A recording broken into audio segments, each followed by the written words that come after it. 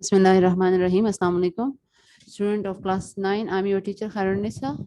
आज unit number 4 में अगला टॉपिक तो पढ़ेंगे, लेकिन उससे पहले हम लोग कल का होमवर्क डिस्कस कर लें।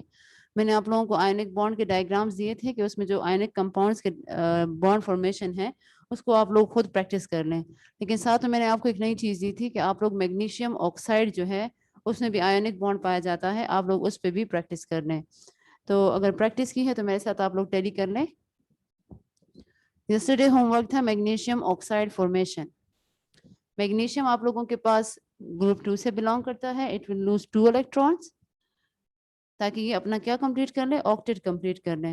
जबकि ऑक्सीजन हमारे पास ग्रुप 6 से बिलोंग करता है, और 6 को 8 में कन्वर्ट होने के लिए कितने इलेक्ट्रॉन्स की जरूरत होगी, 2 इलेक्ट्रॉन्स की जरूरत होगी।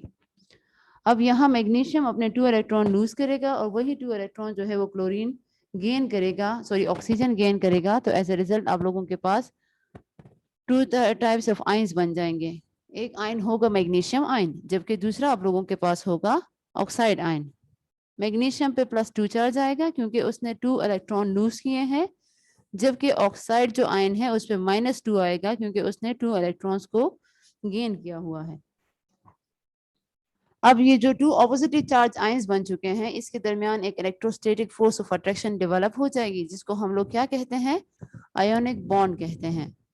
अब final formula of magnesium oxide mean magnesium and oxide का जो आयन है अगर उसको कंबाइन करके हम लोग लिखें तो MgO लिखते हैं। डायग्राम को आप लोग देखें तो आपके पास मैग्नीशियम है। मैग्नीशियम का मैंने आप लोगों को होमवर्क में एक्चुअली ये डायग्राम दिया था कि मैग्नीशियम के आउटर मोस्ट शेल में 2 इलेक्ट्रॉन्स है, इसका एटॉमिक नंबर 12 है, ग्रुप 2 से बिलोंग करता है। अब ये जो ऑक्सीजन इसके साथ बॉन्डिंग करना चाहता है तो ऑक्सीजन के आउटर मोस्ट शेल में टोटल 6 इलेक्ट्रॉन्स है, उसको 6 को 8 में कन्वर्ट करना है, जबकि मैग्नीशियम को भी किसकी तरह बनना है, 12 से 10 पे जाना है, नियोन की तरह। तो यहाँ पे आप लोगों के पास क्या होगा, magnesium transfer is 2 electrons to oxide to oxygen atom, और as a result oxide ion बन जाएगा एंड मैग्नीशियम आयन बन जाएगा। आप लोग एरो को देखें तो नीचे की तरफ फिर आपको मैग्नीशियम Mg+2 नजर आ रहा है, जबकि दूसरे साइड पे आप लोगों के पास O-2 नजर आ रहा है। अब ये जो Mg और O है, इन दोनों के आयंस एक दूसरे को अट्रैक्ट कर देते हैं और एज ए रिजल्ट जो बॉन्ड बन जाता है that is called ionic bond. अब रिएक्शन जो इसमें इन्वॉल्व है वो आपको आने चाहिए। मैग्नीशियम, तो मैग्नीशियम ने कितना इलेक्ट्रॉन लूज किए, 2 इलेक्ट्रॉन लूज किए, तो सो हम उसको लिखेंगे कि मैग्नीशियम रिएक्टेंट है, प्रोडक्ट में मैग्नीशियम +2 हो गया है और 2 इलेक्ट्रॉन उसने रिलीज कर दिए हैं। जबकि दूसरा देखिए ऑक्सीजन, तो ऑक्सीजन ने 2 इलेक्ट्रॉन को गेन किया है।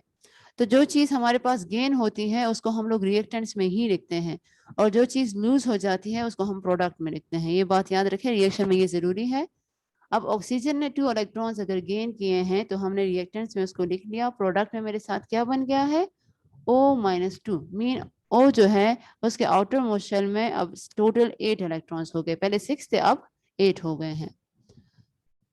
अब मैग्नीशियम के 2 टाइप्स ऑफ आयंस बन गए हैं, सॉरी मैग्नीशियम एंड ऑक्साइड जो है 2 टाइप्स ऑफ आयंस बन गए हैं, एक है Mg+2, दूसरा है O-2।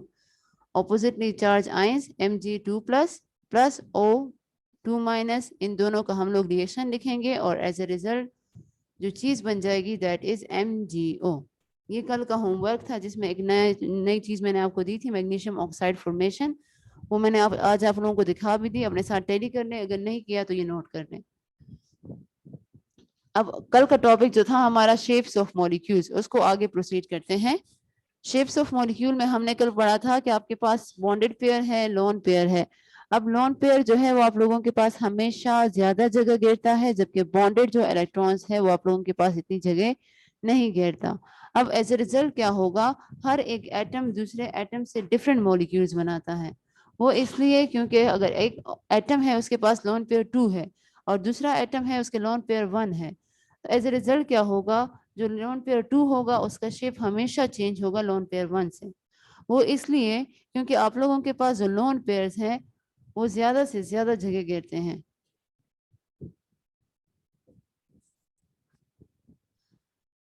अब हम लोग आज इसकी एग्जाम्पल करेंगे, लेकिन एग्जाम्पल कुछ मैंने आपको कल करा भी दी थी, फिर मैंने आपसे कहा था कि हम ग्रुप वाइज इसकी डिस्कशन करेंगे कि कौन कौन से ग्रुप क्या क्या कर रहे हैं। अब हमारे पास लेट्स सपोज जो कार्बन है वो हमारे पास ग्रुप 4 से बिलोंग करता है, उसके अलावा ऑक्सीजन एंड सल्फर है, ये ग्रुप 6 से बिलोंग करते हैं। बोरॉन जो है वो ग्रुप 3 से बिलोंग करता है। इन सब के मॉलिक्यूल्स को आज हम लोग डिफरेंट शेप्स में पढ़ेंगे। अच्छा,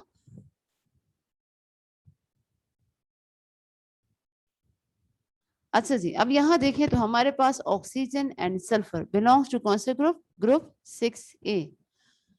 अब आप लोगों के पास ये बुक में तो नहीं है, अपने पास नोट कर ले बच्चे कि ग्रुप 6A से दोनों बिलोंग करते हैं, तो हमेशा इनके जो शेप होंगे वो क्या होंगे? बेंट या एंगुलर होंगे।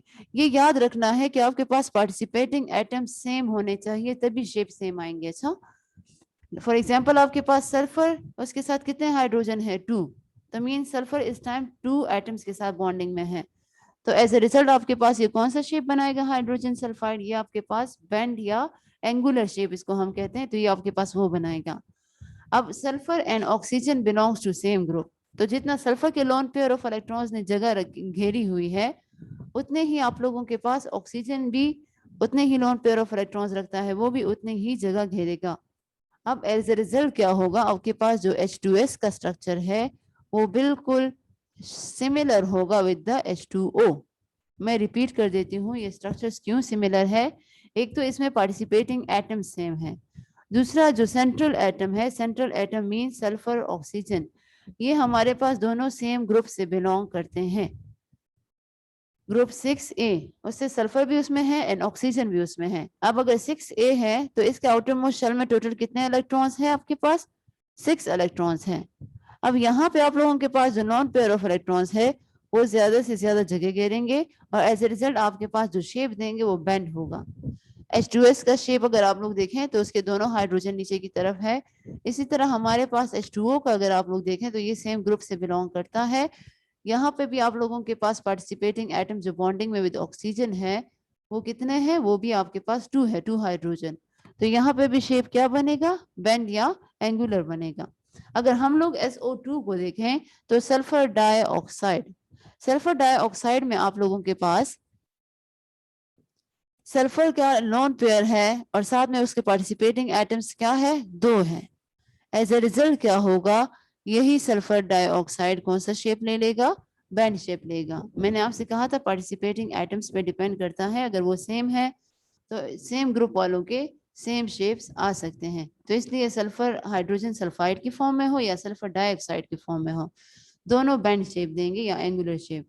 जबकि अगर हम लोग वाटर को देखें तो वाटर भी आपके पास oxygen belongs to group 6A, तो इसलिए ये भी आपके पास क्या होगा? ये भी आपको बैंड शेप देगा। आगे है आप लोगों के पास कार्बन। अब कार्बन में आपके पास जो हमारी बुक में या हम कहें कि बोर्ड के एग्जाम में जो आते हैं वो 2 स्ट्रक्चर्स आते हैं, एक है मीथेन और एक है आपके पास carbon tetrachloride mean CCl4। Methane है CH4 और कार्बन टेट्राक्लोराइड है दैट इज CCl4। अब यहाँ पे आप लोगों के पास कार्बन जो है वो कौन से ग्रुप से बिलोंग कर रहा है? ग्रुप 4A से। अब नीचे अगर हम लोग देखें तो CH4 में आपके पास जो पार्टिसिपेटिंग एटम्स है वो भी 4 है, mean carbon is bonded with कितने हाइड्रोजन? 4 हाइड्रोजन। जबकि दूसरे साइड पे अगर हम लोग कार्बन टेट्राक्लोराइड में देख लें तो कार्बन इज बॉन्डेड विद कितने क्लोरीन? 4 क्लोरीन। पार्टिसिपेटिंग एटम्स क्या सेम है? बिल्कुल सेम है, वहां 4 हाइड्रोजन है, यहाँ 4 क्लोरीन है। अब एज ए रिजल्ट क्या होगा? जो कार्बन है वो इन पार्टिसिपेटिंग 4 एटम्स के साथ टेट्राहेड्रल स्ट्रक्चर बनाएगा। टेट्राहेड्रल, टेट्रा मीन 4, हेड्रल मीन इसके सिरे होंगे। तो आप लोग अगर देखें तो कार्बन एक हाइड्रोजन के साथ बॉन्डेड है, दूसरे के साथ फिर तीसरा और फिर चौथा। एज ए रिजल्ट जो इनका शेप है वो क्या हो गया है? टेट्राहेड्रल हो गया है। अब अगर दूसरा कार्बन टेट्राक्लोराइड को अगर हम लोग देखें तो कार्बन के साथ कितने क्लोरीन है? 4 क्लोरीन है। बच्चे ये मैं आप लोगों को जो करा रही हूँ ये आप लोगों के बुक में तो नहीं है, लेकिन ये पेपर के लिहाज से बहुत ज्यादा इंपॉर्टेंट है, लिहाजा अपने साथ मस्ट नोट करें। अच्छा, ये स्ट्रक्चर्स फॉर एग्जांपल आपकी बुक में मीथेन तो है, लेकिन आपकी बुक में फिर साथ में कार्बन टेट्राक्लोराइड नहीं है जो कि पेपर में आता है। तो कार्बन के साथ जो 4 क्लोरीन अटैच है, यही 4 क्लोरीन कितने हैं? 4 इन नंबर है, तो आपके पास देखें तो उसने भी टेट्राहेड्रल स्ट्रक्चर बनाया है। टेट्राहेड्रल मीन 4 साइड पे इसकी बॉन्डिंग हो चुकी है। अब आगे है नाइट्रोजन। नाइट्रोजन आप लोगों के पास ग्रुप 5A से बिलोंग करता है। अब ग्रुप 5A में है तो मतलब इसके आउटर मोशन में टोटल इलेक्ट्रॉन्स कितने होंगे? 5 होंगे। जो पार्टिसिपेटिंग इसमें मॉलिक्यूल्स है वो अमोनिया है एंड फॉस्फीन है, क्योंकि आप लोगों के पास nitrogen and phosphorus both belongs to group 5A। अब सेंट्रल नाइट्रोजन जो है और सेंट्रल फॉस्फोरस जो है वो आप लोगों के पास उसके पार्टिसिपेटिंग एटम्स कितने हैं बॉन्डिंग में? 3 हाइड्रोजन नाइट्रोजन के साथ भी है और 3 हाइड्रोजन आप लोगों के पास फॉस्फोरस के साथ भी है। अब यहाँ अगर हम लोग देखें तो अमोनिया NH3 और फॉस्फीन PH3, तो अमोनिया हमारे पास 3 हाइड्रोजन नाइट्रोजन जो है बॉन्डेड विद 3 हाइड्रोजन है और इन फॉस्फीन फॉस्फोरस भी बॉन्डेड विद 3 हाइड्रोजन है।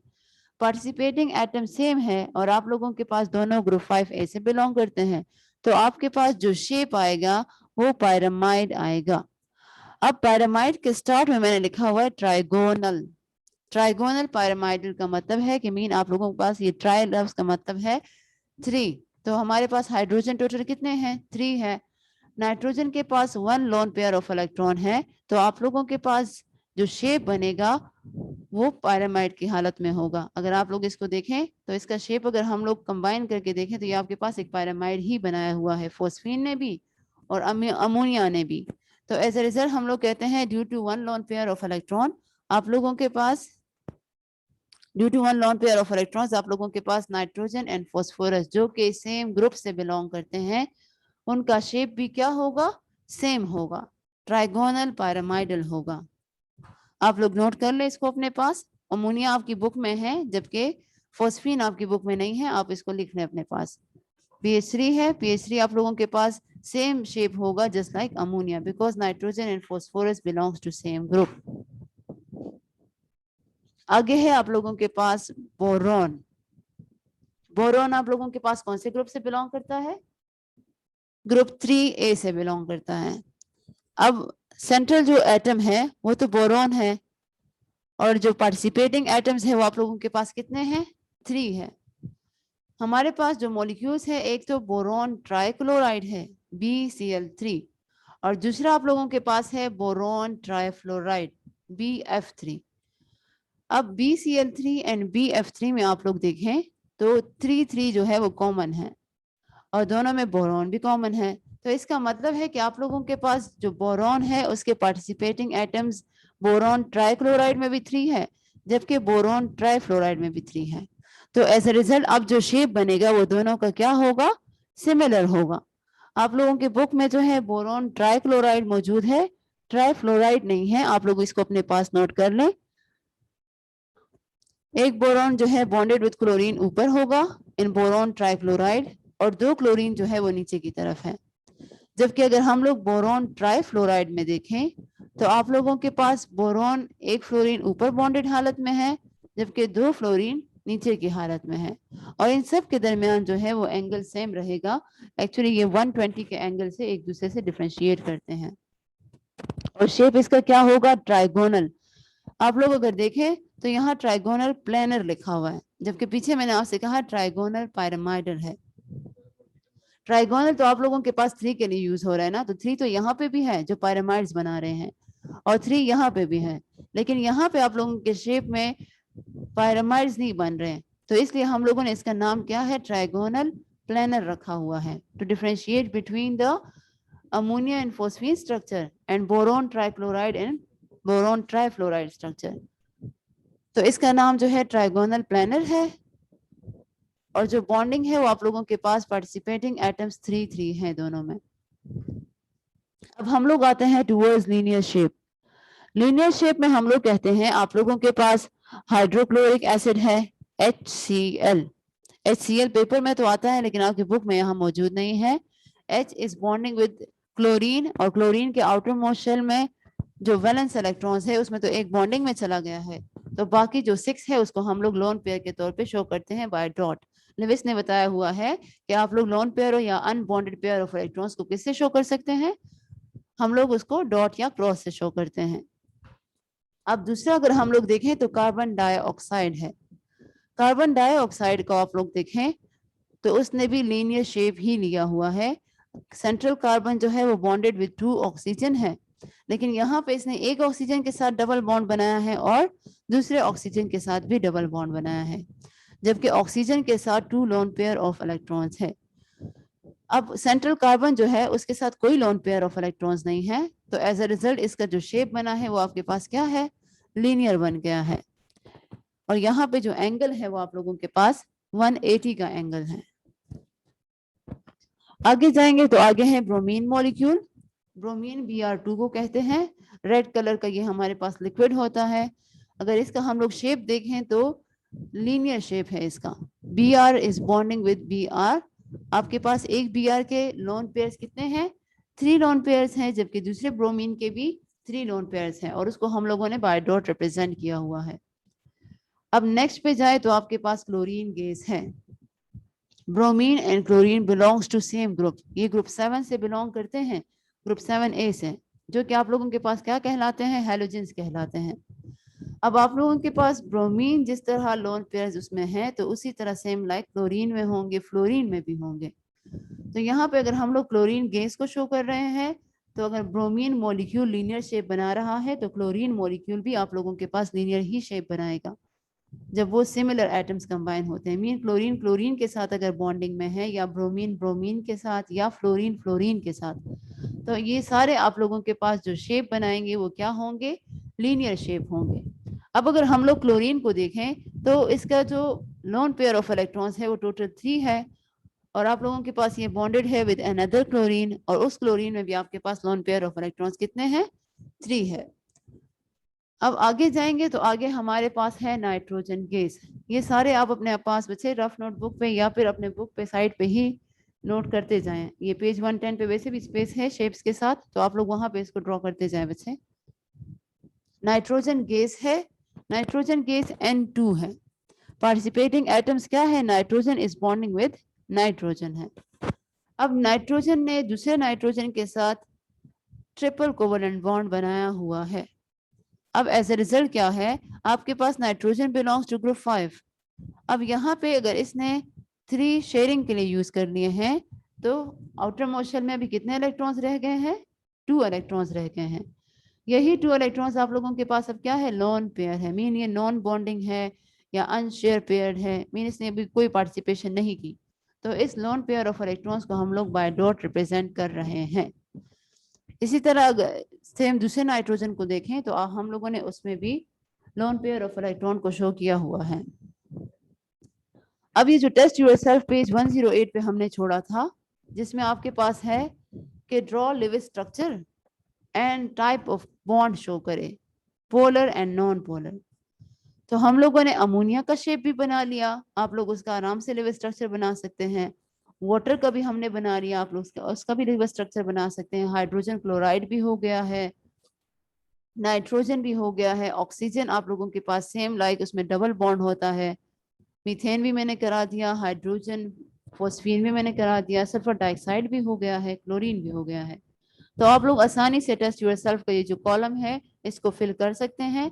जबकि सामने अगर आप लोग देखें तो टाइप ऑफ बॉन्ड है, मे बी पोलर में भी नॉन पोलर, तो इसको भी आप लोग on the basis of metal non metal जो है, सॉरी नॉन मेटालिक जो है, उसमें अगर हम लोग देखें तो इलेक्ट्रोनेगेटिविटी अगर 0 आ रही है तो उसको आप लोग क्या कर देंगे, उसको आप लोग नॉन पोलर में रख देंगे। अगर आप लोगों के पास इलेक्ट्रोनेगेटिविटी 1.7 से कम आ रही है तो उसको आप लोग पोलर क्राइटेरिया में रख दोगे। आप लोग इसको आज खुद करें, इंशाल्लाह फिर मेरे साथ आप लोग टेली भी कर देंगे। अच्छा जी, फिर अगला टॉपिक है 4.4, आप लोगों के पास 110 पेज पे है, और ये है आप लोगों के पास intermolecular forces. Intermolecular forces name indicate कर रहा है, मॉलिक्यूल मतलब मॉलिक्यूलर निकला हुआ है मॉलिक्यूल से, और इंटर मीन उनके दरमियान। अब मॉलिक्यूल्स के दरमियान जो फोर्स पाया जाता है उसको हम लोग क्या कहते हैं, इंटरमॉलिक्यूलर फोर्सेस। अब डिफिनेशन पे अगर हम लोग आ जाएं तो the force of attraction between the molecules of a compound are called intermolecular forces. अगर मैं सिंपली आपको समझाऊं तो एक वाटर जो है H2O, जब पानी बहता है तो उसमें एक एक वाटर मॉलिक्यूल अलग अलग नहीं हो रहा होता, एक वाटर मॉलिक्यूल एक फोर्स की वजह से दूसरे वाटर मॉलिक्यूल के साथ बॉन्डिंग में होता है। अब वो फोर्स जो है जो कि 2 मॉलिक्यूल को एक दूसरे के साथ कंबाइन कर रहा है, उस फोर्स को हम लोग कहते हैं इंटरमोलिक्यूलर फोर्सेस। मैं रिपीट कर देती हूँ कि आपके पास सपोज वाटर है, तो जिसमें जितने उसमें H2O मौजूद है, तो वो एक H2O दूसरे H2O के साथ बाय फोर्स ऑफ अट्रैक्शन क्या है, कंबाइन है। तो वही फोर्स ऑफ अट्रैक्शन जो कि उन दो मॉलिक्यूल्स को एक साथ रखता है, उसको हम लोग कहते हैं इंटरमोलिक्यूलर फोर्सेस। अब टाइप्स पे आ जाते हैं, तो there are 3 types of intermolecular forces. The first one is dipole dipole interaction. Dipole तो अभी आप जानते होंगे ना, डायपोल मीन जिसमें 2 पोल्स बनते हों। तो फर्स्ट वन है आपके पास dipole dipole interaction. Second one है आप लोगों के पास हाइड्रोजन बॉन्डिंग। थर्ड वन आपके पास है लंदन डिस्पर्जन फोर्सेस। अब ये हमारे पास बुक में जो है डायपोल डायपोल इंटरेक्शन को हम डिटेल से पढ़ेंगे, जबकि हाइड्रोजन बॉन्डिंग को करेंगे। जो ये जो लंदन डिस्पर्जन फोर्सेस हैं, ये आप लोगों के पास फर्स्ट ईयर में है, लेकिन मैं कोशिश करूंगी कि इंशाल्लाह आपको थोड़ा सा इसको हाईलाइट करा दूं कि ये होता क्या है, कहाँ पे एग्जिस्ट करता है, कौन से मॉलिक्यूल्स में एग्जिस्ट करता है। अब नीचे जो लाइन है, these are collectively called van der Waals forces. इसका मतलब है कि जो ऊपर हम लोगों ने 3 इंटरमोलिक्यूलर फोर्सेस डिस्कस किए हैं, dipole dipole interaction, hydrogen bonding, London dispersion forces, इन तीनों को कलेक्टिवली हम लोग कहते हैं वंडर वॉल्स फोर्सेस। अच्छा जी, अब इंटरमोलिक्यूलर फोर्सेस की स्ट्रेंथ क्या है? The intermolecular forces are much weaker among the molecules of gases. अगर आपको पता हो तो गैस के molecules are very far away from each other, वो एक दूसरे से बहुत दूर होते हैं। तो जब वो जितने दूर होंगे तो इनका जो इंटरमोलिक्यूलर फोर्सेस या हम लोग कहें जो इनका कनेक्शन है, वो एक दूसरे के साथ क्या होता है, बहुत ज्यादा वीक होता है, जो कि एक मॉलिक्यूल को दूसरे मॉलिक्यूल के साथ क्या रख सके, कंबाइन रख सके। फिर अगर हम लोग ये देखें कि हवा में जितने भी गैसेस मौजूद है, वो आप लोगों के पास easily move from one space to another space कर सकते हैं। तो इसका मतलब ही यही है कि उसके अंदर जो फोर्स है, जो कि दो मॉलिक्यूल्स को एक दूसरे के साथ कंबाइन रखता है, वो बहुत ज्यादा वीक है। तभी तो आप लोगों के पास एक मॉलिक्यूल आसानी से दूसरे मॉलिक्यूल से अलग हो सकता है। फिर अगर हम लोग देखें in case of liquids, liquids में आप लोगों के पास इंटरमोलिक्यूलर फोर्सेस हमेशा स्ट्रॉन्ग रहती हैं। अब ये कैसे? आप लोगों के पास फॉर एग्जांपल वाटर दूसरे वाटर के साथ कंबाइन हो गया है, तो यहाँ पे आप लोगों के पास जो बॉन्ड बनेगा या इंटरमोलिक्यूलर फोर्सेस होगी, वो स्ट्रॉन्गर एनफ देन गैसेस होंगी। तो इसलिए आप लोगों के पास ये तो ना सॉलिडिफाई होते हैं, मीन एक जगह पे रह भी नहीं सकते और एक दूसरे से उड़ भी नहीं सकते, तो ये क्या करने लग जाते हैं, ये लोग फ्लो करना शुरू कर देते हैं। अब थर्ड वन है हमारे पास, they are much stronger in molecules of solid. अब जो इंटरमोलिक्यूलर फोर्सेस हैं, वो सॉलिड में सबसे ज्यादा पाया जाता है। सॉलिड में क्यों सबसे ज्यादा पाया जाता है? क्योंकि आप लोगों के पास अगर देखें तो सॉलिड के molecules they are very close to each other, और वो क्लोज इसी वजह से होते हैं क्योंकि वहां पे जो इंटरमोलिक्यूलर फोर्सेस हैं वो बहुत ज्यादा स्ट्रॉन्ग होते हैं, जबकि हमारे पास लिक्विड में इससे कम होते हैं और गैसेस में सबसे वीक होते हैं। तो जो गैसेस के मॉलिक्यूल्स हैं दे फ्रीली मूव, लिक्विड वाले नहीं करते, तो वो फ्लो करना शुरू कर देते हैं, जबकि हमारे पास मॉलिक्यूल्स ऑफ सॉलिड जो है वो आपके पास वाइब्रेशन तो कर सकते हैं, लेकिन वो ज्यादा मूवमेंट नहीं शो कर सकते हैं जैसे गैसेस या लिक्विड की तरह। अब नेक्स्ट वन है आप लोगों के पास the melting point of solids and boiling point of liquids. जो सॉलिड का मेल्टिंग पॉइंट होगा और बॉइलिंग पॉइंट ऑफ लिक्विड जो है, वो आप लोगों के पास किस चीज पे डिपेंड करता है, स्ट्रेंथ ऑफ द फोर्सेस पे। इंटरमोलिक्यूलर फोर्सेस जो है, अगर वो आपके पास बहुत ज्यादा स्ट्रॉन्ग है, तो उन चीजों का मेल्टिंग पॉइंट भी हाई होगा। मेल्टिंग पॉइंट मीन उसको जो हम लोग मेल्ट कराते हैं, स्टेट चेंज कराते हैं। सॉलिड चीज को अगर लेट सपोज हम लोग ले लें, तो वो मेल्ट होकर आपके पास लिक्विड में कन्वर्ट होते हैं। तो कह रहे अगर आपके पास सॉलिड बहुत ही ज्यादा इंटरमोलिक्यूलर फोर्सेस जो है स्ट्रॉन्ग है उसमें, तो मेल्टिंग पॉइंट भी उसका ज्यादा होगा। इन केस अगर आप लोगों के पास इंटरमोलिक्यूलर फोर्सेस किसी चीज में वीक है, तो उनका मेल्टिंग या बॉइलिंग पॉइंट भी क्या होता है, कम होता है। तो इसका मतलब ये है कि they depend on the strength of these forces. Strength of these forces mean आप लोगों के पास वो इन फोर्सेस पे डिपेंड करते हैं कि क्या वो स्ट्रॉन्गर है, वीकर है, या बिल्कुल ही कमजोर है इसमें। अच्छा जी, इंटरमोलिक्यूलर फोर्सेस अमंग बॉन्ड्स। अब ये आपके पास कितना वीक है और बॉन्ड्स है। इंटरमोलिक्यूलर फोर्सेस जो है वो आप लोगों के पास 25 टाइम्स वीकर है कोवलेंट बॉन्ड से। कोवेलेंट बॉन्ड आप लोग जानते हैं, the bond which exist between two participating atoms by the sharing of electrons, उसको हम लोग क्या कहते हैं, उसको हम लोग कोवेलेंट बॉन्ड कहते हैं। तो कह रहे आप लोगों के पास कोवेलेंट बॉन्ड से जो इंटरमोलिक्यूलर फोर्सेस है वो 25 टाइम्स वीकर है। तो बस ये बात बिल्कुल क्लियर है, वो इसलिए कि जस्ट फोर्स है दो मॉलिक्यूल्स के दरमियान, जबकि वो आप लोगों के पास एक बॉन्ड बनाता है जो कि एक एटम को दूसरे एटम के साथ हमेशा के लिए कंबाइन रखता है। तो इसलिए इंटरमोलिक्यूलर फोर्सेस वीक है, जबकि कोवेलेंट बॉन्ड आपके पास स्ट्रॉन्गर है। अब वाटर मॉलिक्यूल्स में आप लोग देखें तो आप लोगों के पास वाटर मॉलिक्यूल्स की अगर बात करें तो उसमें दो तरह के बॉन्ड पाए जाते हैं। एक तो आपके पास H2O में है हाइड्रोजन एंड ऑक्सीजन, जो कि क्या है, कोवेलेंट बॉन्ड है। जबकि अगर हम लोग दूसरा देखें तो मॉलिक्यूल्स के दरमियान मॉलिक्यूल्स के साथ S लगा हुआ है, इसका मतलब है कि H2O बहुत सारों की बात हो रही है। तो जब एक H2O दूसरे H2O के साथ कंबाइन है तो वो किसकी वजह से है, मैंने आपसे कहा वो बाय इंटरमोलिक्यूलर फोर्सेस है। तो यहाँ पे आप लोगों के पास अगर बात की जाए कि कोवेलेंट बॉन्ड कैसा स्ट्रॉन्गर है और इंटरमोलिक्यूलर फोर्सेस कैसे वीक है, तो वो हम लोग एनर्जी के थ्रू बता सकते हैं आपको। H2O मॉलिक्यूल्स को अगर हम लोग देखें तो इसको रिक्वायर होता है 464 किलो जाउल पर मोल। 464 किलो जाउल पर मोल एनर्जी चाहिए होगी कि हम क्या कर सके, हाइड्रोजन एंड ऑक्सीजन के बॉन्ड को ब्रेकअप करा सकें। तो हमारे पास इतनी ज्यादा एनर्जी चाहिए ताकि हम एक कोवेलेंट बॉन्ड को क्या कर सके, उसका क्लीवेज कर सके या उसका हम लोग तोड़ सकें वाटर मॉलिक्यूल के अंदर जो है। और फिर अगर हम लोग दूसरी तरफ देखें तो आप लोगों के पास एक इंटरमोलिक्यूलर फोर्स को तोड़ने के लिए हमें कितनी एनर्जी चाहिए होती है, जस्ट 19 किलो जाउल एनर्जी चाहिए होती है। यहाँ पे आप लोगों के पास 191 है, ये बाय मिस्टेक है, ये 19 किलो जाउल है। 19 किलो जाउल पर मोल एनर्जी चाहिए होती है कि आपके पास एक इंटरमोलिक्यूलर फोर्सेस को हम लोग ब्रेक कर सके बिटवीन वाटर मॉलिक्यूल्स। तो यहाँ एनर्जी से हमने अंदाजा लगा लिया कि आपके पास जो इंटरमोलिक्यूलर फोर्सेस है वो 25 टाइम्स वीकर है देन कोवेलेंट बॉन्ड। अब आगे है आप लोगों के पास attractive forces arrangement. Attractive forces arrangement हम लोग कहते हैं कि आपके पास there are two types of forces. Chemistry में पूरे दो तरह के फोर्सेस होती हैं, एक आपके पास है इंटरमोलिक्यूलर फोर्सेस और दूसरा आप लोगों के पास है इंट्रामोलिक्यूलर फोर्सेस। यहाँ पे जो टर्म्स मैं इंट्रोड्यूस करा रही हूँ इसलिए क्योंकि आपके जो शॉर्ट क्वेश्चंस है वो इससे रिलेटेड होते हैं। तो इंटरमोलिक्यूलर फोर्स तो मैंने अभी आपको समझा दिया कि ये वो वाला फोर्स है जो कि दो मॉलिक्यूल्स को एक दूसरे के साथ कंबाइन रखता है। अब इंट्रामोलिक्यूलर फोर्स क्या है वो भी पढ़ते हैं। Intramolecular forces strong attractive forces होते हैं। डिफिनेशन में अगर हम लोग देखें तो force of attraction that exist between the atoms in a molecule. Mean आप लोगों के पास मॉलिक्यूल के अंदर जो एटम्स हैं जिन्होंने मिलकर आपके पास बॉन्डिंग की होती है उन फोर्सेस को हम लोग कहते हैं इंट्रामोलिक्यूलर फोर्सेस। मैं दोबारा रिपीट कर रही हूँ, आप लोग अपने पास नोट भी कर लें इसको।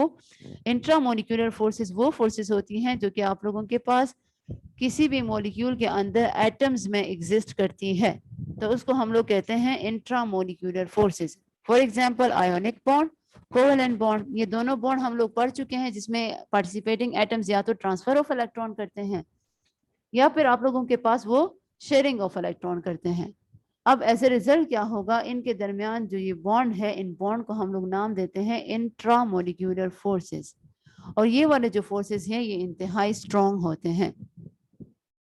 अब नेक्स्ट वन है आप लोगों के पास इंटरमोलिक्यूलर फोर्सेस।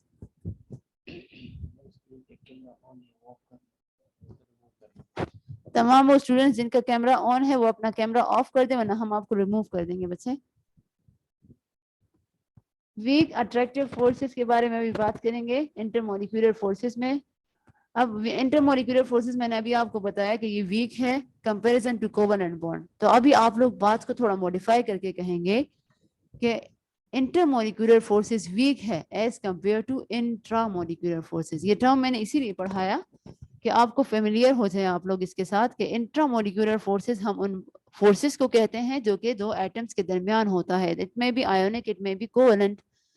तो यहाँ पे हमारे पास जो इंटरमोलिक्यूलर फोर्सेस हैं वो हमेशा वीक होते हैं किससे, इंट्रामोलिक्यूलर फोर्सेस से। आप लोग कोवेलेंट बॉन्ड भी कह सकते हैं, आयोनिक बॉन्ड, लेकिन साथ में हम लोग जो प्रॉपर वर्ड है वो क्या है, इंट्रामोलिक्यूलर फोर्सेस है। अब इंटरमोलिक्यूलर फोर्सेस की डेफिनेशन अभी हमने पढ़ ली कि the force of attraction that exist between molecules of a compound is called intermolecular forces. Example इसकी क्या है, डायपोल डायपोल इंटरेक्शन है एंड हाइड्रोजन बॉन्ड है। थर्ड वन मैंने आपसे कहा आपकी बुक में नहीं है, लेकिन वो भी हमारे पास लंदन डिस्पर्शन फोर्स कहलाती है। अच्छा जी, अब हम लोग यहाँ देखेंगे अरेंजमेंट इनकी इंटरमोलिक्यूलर फोर्सेस और इंट्रामोलिक्यूलर फोर्सेस की। अब इंट्रामोलिक्यूलर फोर्स जो है वो आप लोगों के पास स्ट्रॉन्गर है, ये भी मैंने पहले भी पढ़ा दिया आपको कि covalent bond is stronger 25 times stronger than intermolecular forces. तो यहाँ हमने उसका टर्म चेंज कर दिया, अब हम लोग केमिस्ट्री के जुबान में कहते हैं intramolecular forces are stronger than intermolecular forces. It means ionic bond and covalent bond are stronger. जो इंट्रामोलिक्यूल्स में हमारे पास है आयोनिक बॉन्ड है और कोवेलेंट बॉन्ड है, इसका मतलब है वो दोनों हमारे पास स्ट्रॉन्गर है एज कंपेयर टू किसके, हमने क्या कहा, they are stronger than intermolecular forces. Intermolecular forces में कौन आते हैं, डायपोल डायपोल इंटरेक्शन होता है और हाइड्रोजन बॉन्ड है। तो जो ऊपर की लाइन है उसमें हमने डिटेल कर दिया, इंट्रामोलिक्यूलर फोर्सेस की जगह हमने कहा कि आयोनिक एंड कोवेलेंट बॉन्ड जो है वो स्ट्रॉन्गर है देन इंटरमोलिक्यूलर फोर्सेस की जगह मैंने क्या कर दिया है, dipole dipole interaction and hydrogen bond. अब अगर हम लोग देखें तो हाइड्रोजन बॉन्ड जो है ये एक इंटरमोलिक्यूलर फोर्स है। अब ये इंटरमोलिक्यूलर फोर्स में hydrogen bond and dipole dipole interaction में भी एक स्ट्रॉन्गर है और एक वीकर है। इसमें आप लोगों के पास जो हाइड्रोजन बॉन्ड है वो 10 टाइम्स स्ट्रॉन्गर है किससे, डायपोल डायपोल इंटरेक्शन से। ये कल जब हम लोग डिटेल से पढ़ेंगे तो आपको क्लियर भी हो जाएगा कि why hydrogen bond is stronger enough than dipole dipole interaction. लेकिन हाइड्रोजन बॉन्ड आप लोगों के पास 20 टाइम्स किससे वीक है, फिर ये कोवेलेंट बॉन्ड से वीक है। ये बात तो शर्तिया है कि आप लोगों के पास इंटरमोलिक्यूलर फोर्सेस जो है वो वीक ही है as compare to intramolecular forces. लेकिन एक चीज है कि आपके पास जो इंटरमोलिक्यूलर फोर्सेस हैं वो फिर अंदर एक दूसरे से भी स्ट्रॉन्ग एंड वीकर रखते हैं, जिसमें हमारे पास hydrogen bond is stronger than dipole dipole attraction. लेकिन ये वही बात दोबारा कि ये वीकर देन क्या होंगे, कोवेलेंट बॉन्ड होंगे। यहाँ देखें तो हमने जो ग्रेटर देन का साइन लगाया हुआ है स्ट्रेंथ के लिए कि इंटरमोलिक्यूलर फोर्सेस और इंट्रामोलिक्यूलर फोर्सेस। तो जो इंट्रामोलिक्यूलर फोर्सेस है वो ग्रेटर देन है, मतलब उसका स्ट्रेंथ ज्यादा है किससे, इंटरमोलिक्यूलर फोर्सेस से। फिर नीचे हमने लिखा हुआ है कि आयोनिक बॉन्ड ज्यादा स्ट्रेंथ रखता है as compare to covalent bond and covalent bond पर ज्यादा स्ट्रेंथ रखता है as compare to hydrogen bond. और फिर हाइड्रोजन बॉन्ड सबसे ज्यादा जो स्ट्रेंथ रखता है इंटरमोलिक्यूलर फोर्सेस में वो डायपोल डायपोल अट्रैक्शन से ज्यादा स्ट्रेंथन है। मैं रिपीट कर देती हूँ, आप लोगों के पास ionic bond is stronger than covalent bond and covalent bond is then stronger than hydrogen bond and hydrogen bond is stronger than dipole dipole attraction. Homework ले लें आप लोग। आज का हमारा होमवर्क जो है learn polar and non polar covalent bond. आप लोग जो है polar and non polar covalent bond homework में ले लें, पेज 106 एंड 107 पे ये मौजूद है। आप लोग उसको लर्न करें, साथ में उसके जो एग्जाम्पल्स हैं उनकी प्रैक्टिस करें। जो मैंने लेक्चर में कुछ एडिशनल चीज़ें दी हैं वो उसके साथ ऐड करें तो इंशाल्लाह बेहतरीन हो जाएगा ये। लेकिन टेस्ट योरसेल्फ ज़रूर करना है, कल उसको मैं रिवाइज भी कराऊंगी इंशाल्लाह। अभी आप लोग क्वेश्चन पूछे, अगर किसी बच्चे के क्वेश्चन है तो। मरियम, आप बच्चे अपने आप को अनम्यूट कर दें। अस्सलाम वालेकुम मैडम। वालेकुम अस्सलाम, बोले बच्चे। मैडम क्लोरीन और नाइट्रोजन के लीनियर शेप्स दोबारा कराएं। Chlorine and nitrogen. ओके, मैं कराती हूँ, आप लोग अभी देख लें, मैं करा देती हूँ बच्चे। सब्र करें, मैं जरा स्लाइड पे चली जाऊँ तो आपको आसानी से फिर समझ आएगी। अच्छा जी, यहाँ देखें क्लोरीन और नाइट्रोजन दोनों हमारे पास लीनियर शेप बनाते हैं। तो मरियम इसके लिए जरूरी नहीं है कि क्लोरीन बिलोंग्स टू ग्रुप 7 और नाइट्रोजन बिलोंग्स टू ग्रुप 5। कोई भी दो नॉन मेटल जो कि सिमिलर हो, तो अगर वो एक दूसरे के साथ बॉन्ड बना रहे हैं तो वो हमेशा लीनियर होंगे। समझ आ गई है आपको बात की कि कोई भी नॉन मेटल जो कि सिमिलर हैं, फॉर एग्जांपल ब्रोमीन ब्रोमीन दोनों नॉन मेटल है ना, क्लोरीन क्लोरीन नॉन मेटल है, नाइट्रोजन नाइट्रोजन नॉन मेटल है।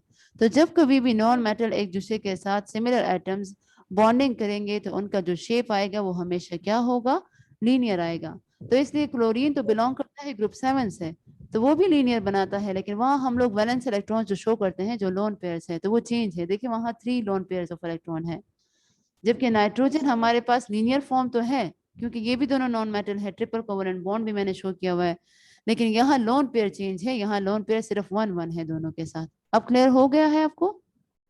Yes madam, thank you madam. Welcome. Zubair बच्चे आप अपने आप को अनम्यूट करें, क्वेश्चन पूछें। Excuse me madam. जी बच्चे पूछें। मैडम ये वॉल फोर्सेस किसे कहते हैं? Van der Waals forces. Yes madam. अच्छा, आज जो मैंने आपको कहा कि इंटरमोलिक्यूलर फोर्सेस हैं, वो आपने वो टॉपिक सुना मेरा? जी मैडम सर। अच्छा, तो इंटरमोलिक्यूलर फोर्सेस तमाम वो फोर्सेस जो कि दो मॉलिक्यूल को एक साथ रखते हैं, मतलब H2O को H2O के साथ जो पानी बह रहा है ना उसमें कंबाइन किया हुआ है, तो उसमें हम Yes, लोग कहते madam. हैं it is called intermolecular forces. अभी आपके पास इंटरमोलिक्यूलर फोर्सेस 3 तरह के हैं।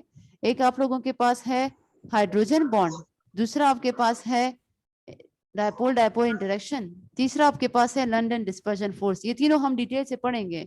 इन तीनों को कलेक्टिवली एक साथ हम लोग जो नाम देते हैं वो वंडरवॉल का देते हैं। फिर Yes, madam. Thank you. Humayun, okay you welcome बच्चे। हुमायूं अपने आप को अनम्यूट करें बच्चे, क्वेश्चन पूछें। वालेकुम अस्सलाम बच्चे पूछे। इंटरमोलिक्यूलर फोर्स समझे? अच्छा, इंटरमोलिक्यूलर फोर्सेस हम लोग कहते हैं, इंटर की बात कर रहे हैं ना? Yes ma'am. अच्छा, इंटरमोलिक्यूलर फोर्सेस वो फोर्सेस जो कि आपके पास दो मॉलिक्यूल को एक साथ कंबाइन करके रखता है। मैंने अभी आपको बताया कि अगर पानी बह रहा है तो उसमें मैं कहती हूँ H2O मौजूद है, तो एक H2O दूसरे H2O से दूर नहीं है, बल्कि वो एक अट्रैक्टिव फोर्स की वजह से एक दूसरे के साथ है, और वही अट्रैक्टिव फोर्स जो कि इन दो मॉलिक्यूल के दरमियान है उनको हम लोग इंटरमोलिक्यूलर फोर्सेस कहते हैं। ये सिर्फ इनके दरमियान नहीं, हर जो चीजें हैं उन सब में इंटरमोलिक्यूलर फोर्सेस मौजूद हैं। सारा बच्चे आप अपने आप को अनम्यूट कर दें।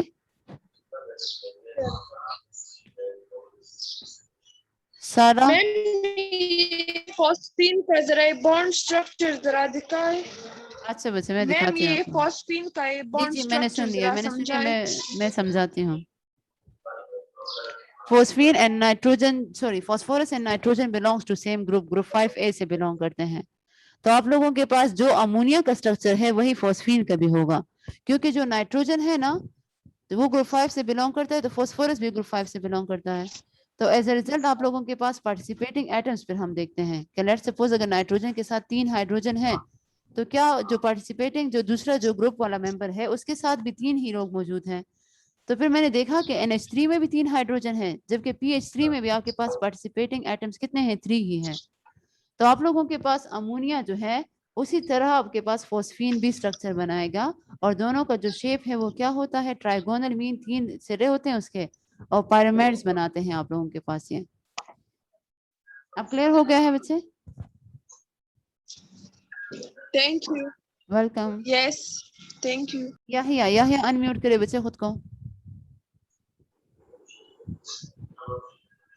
बच्चे कोई क्वेश्चन है? याहिया पूछे। मैडम ये जो वंडरवॉल फोर्सेस है इस जी जी थोड़ा समझे। अच्छा, मैं कहती हूँ कि इसमें थोड़ा आपके पास, समझे ओके मैं समझा रही हूँ, आप सुने मुझे। इंटरमोलिक्यूलर फोर्सेस जो कि दो मॉलिक्यूल के दरमियान जो फोर्सेस होती हैं उसको इंटरमोलिक्यूलर फोर्सेस कहते हैं। फिर मैंने आपको इसके टाइप्स बताए कि एक हाइड्रोजन बॉन्ड है, एक डायपोल डायपोल इंटरेक्शन है, एक लंदन डिस्पर्जन फोर्सेस है। इन तीनों को कल इंशाल्लाह हम डिटेल से स्टार्ट भी लेंगे। ये तीनों हम लोग कलेक्टिवली इसका जो नाम लेते हैं, कहीं लिखने में हम लोग करें ना तो हम लोग कहते हैं वंडरवॉल फोर्सेस इसमें पाई जाती हैं। तो उन तीनों को कलेक्टिवली हम लोग वंडरवॉल फोर्सेस का नाम लेते हैं। अब क्लियर हो गया है?